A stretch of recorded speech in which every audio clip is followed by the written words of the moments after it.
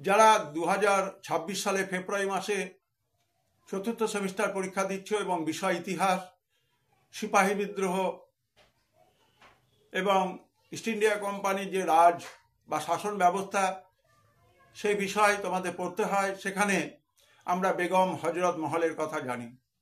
হজরত মহলের সময়সীমা 1820 থেকে 1879 সাল। তোমাদের পাঠ্যপুস্তকে বেগম হজরত মহল সম্পর্কে এক লাইন রয়েছে, কিন্তু তার সম্পর্কে একটু তোমাদের জানা দরকার। সেই জন্য তার বিষয়ে কিছু তথ্য তোমাদের সামনে তুলে ধরছি।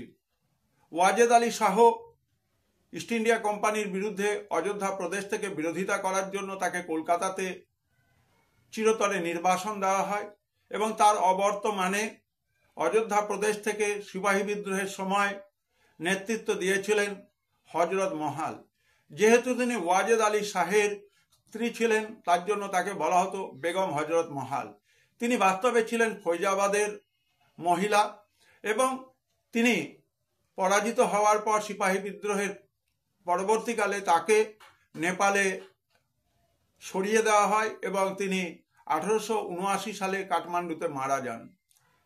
কাঠমান্ডুতে যে জামে মসজিদ রয়েছে সেই জামে মসজিদে তার কবর রয়েছে এবং জামে মসজিদ কমিটি এই কবরটি দেখাশুনো করে।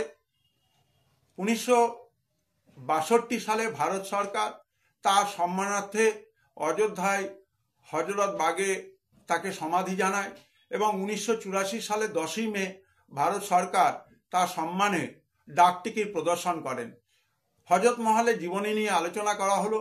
তোমরা in the light off history ইতিহাসের আলো ইউটিউব চ্যানেলটি অবশ্যই তোমরা সাবস্ক্রাইব করবে, বন্ধুদের মধ্যে শেয়ার করবে যারা এখনো এই চ্যানেলটি সম্পর্কে জানে না, কারণ তারাও ইতিহাসের অত্যন্ত গুরুত্বপূর্ণ তথ্য, অন্যান্য প্রশ্নের উত্তর এই ভিডিওর মাধ্যমে পেতে পারে, এই ভিডিওর মারফত পেতে পারে।